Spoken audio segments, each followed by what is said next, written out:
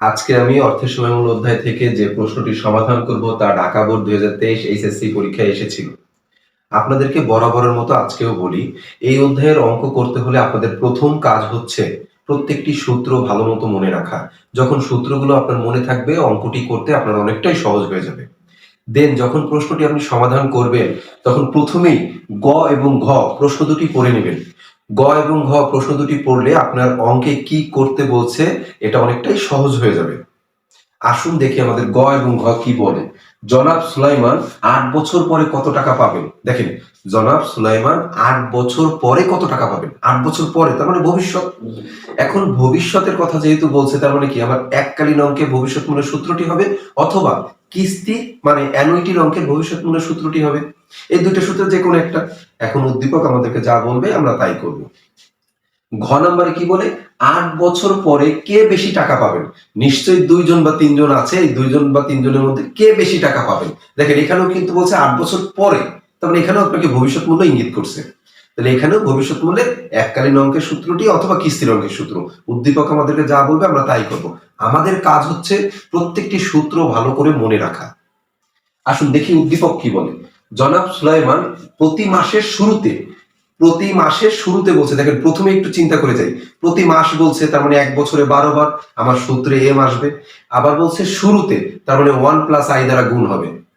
১০,০০০ টাকা করে, দেখেন প্রতি মাসের শুরুতে ১০,০০০ টাকা করে, ১০,০০০ ১০,০০০ ১০,০০০, তার মানে সমহারে কিস্তির অঙ্কের সূত্রটি হবে।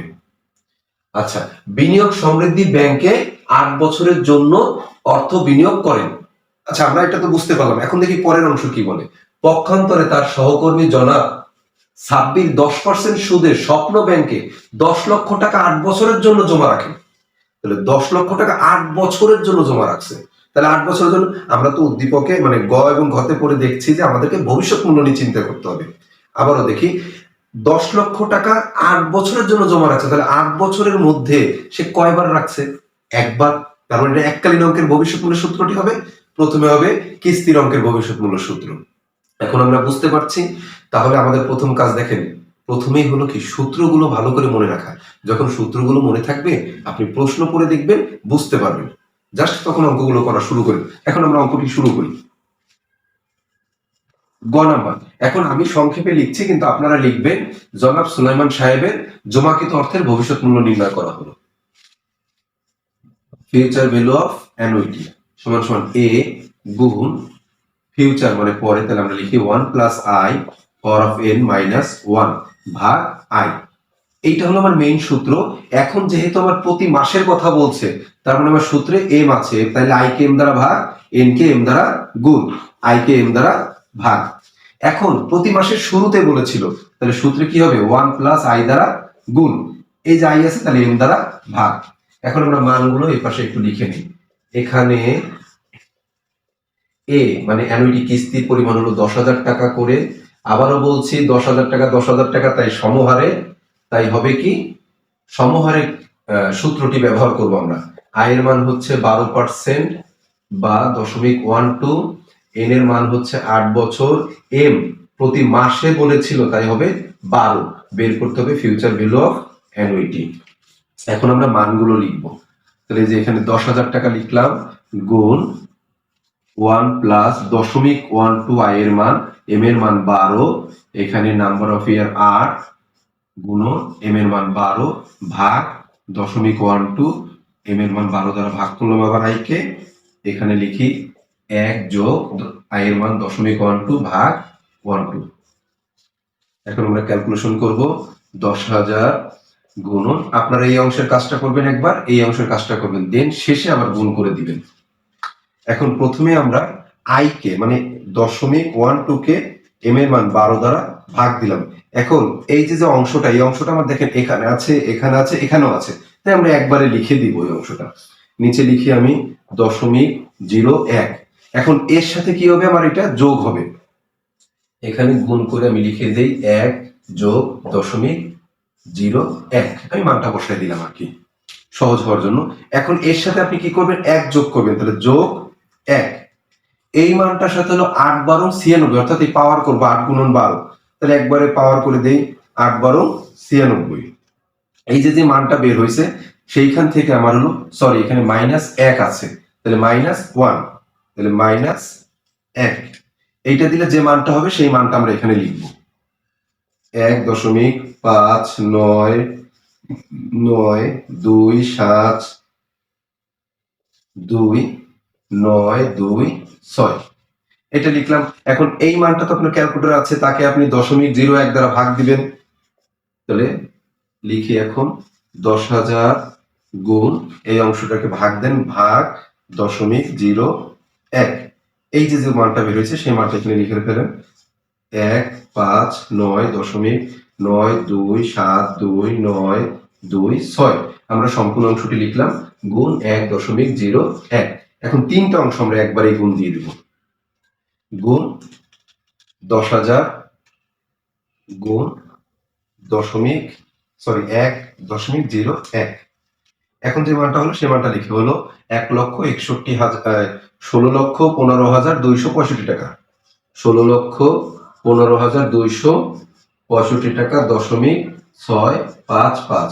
আপনারা এই যে অংশটা লেখা আছে লিখলেন, উত্তরের সময় আপনারা চাইলে এই 5-এর সাথে 1 যোগ করে দিতে পারেন। আশা করি আপনারা সহজেই বুঝতে পারছেন। দেখেন, তাহলে আপনাদের প্রথম কাজ হচ্ছে সূত্রটি ভালো করে মনে রাখা।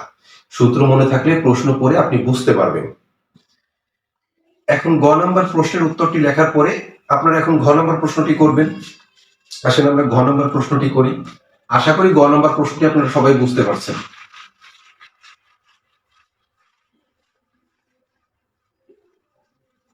আমি উত্তরের সুবিধার্থে এই অংশটা একটু নিচে লিখে রাখছি, আপনারা একটু বুঝে নেবেন। এখন ঘ নম্বর আমি লিখলাম, আপনারা লিখবেন ঘ নম্বর লিখবেন তার সহকর্মী জনাব সাব্বিরের অর্থের ভবিষ্যৎ মূল্য নির্ণয় করা হলো। তার আগে একটু লিখবেন কি সুলাইমান সাহেব তার জমাকৃত অর্থের যে টাকাটা পাবেন সেই টাকাটা লিখবেন সুলাইমান সাহেবের বিনিয়োগ থেকে এত টাকা পাবেন।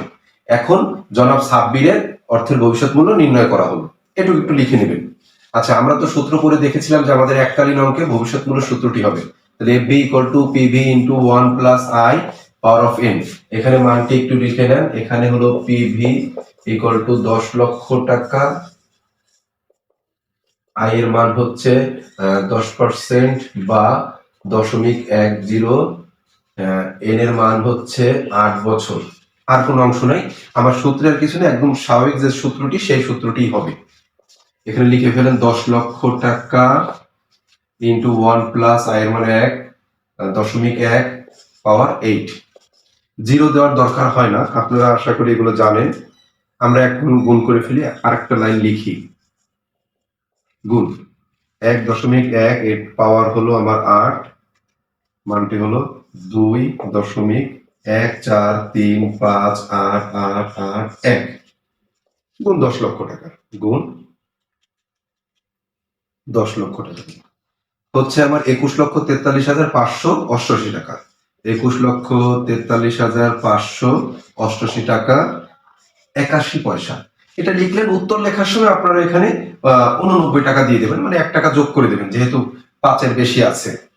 এখন আশা করি আপনারা ঘ নাম্বারে এই সূত্রটি বুঝতে পারছেন এবং অঙ্কটি বুঝতে পারলেন। এখন আপনারা উত্তর লেখার সময় স্পষ্টভাবে লিখে দেবেন সুলাইমান সাহেবের অর্থের ভবিষ্যৎ মূল্য এত টাকা এবং জনাব সাব্বিরের অর্থের ভবিষ্যৎ মূল্য এত টাকা। দেখা যাচ্ছে যে জনাব সাব্বির এত টাকা বেশি পাবেন, অর্থাৎ 8 বছর পরে কে বেশি পাবেন এখন আপনারা বুঝতে পারলেন। আশা করি অঙ্কটি আপনারা বুঝতে পারছেন। আর সময়ের কারণে আমাকে মাঝে মধ্যে একটু দ্রুত কথা বলতে হচ্ছে, একটু বুঝতে কষ্ট হতে পারে। তারপর আমাকে কমেন্টসের মাধ্যমে জানাবেন যদি কোনো অসুবিধা হয়। আমি চেষ্টা করব পরবর্তী ভিডিওগুলোতে সেই সমস্যাগুলো দূর করতে। আপনারা যদি আমার ভিডিও দেখে সামান্যতম উপকৃত হন, এই ভিডিওগুলো শেয়ার করবেন আপনার বন্ধু বান্ধবরা যাতে দেখতে পারে এবং আমি উৎসাহিত হয়ে আরো বেশি বেশি ভিডিও তৈরি করে দিতে পারি। সকলকে ধন্যবাদ।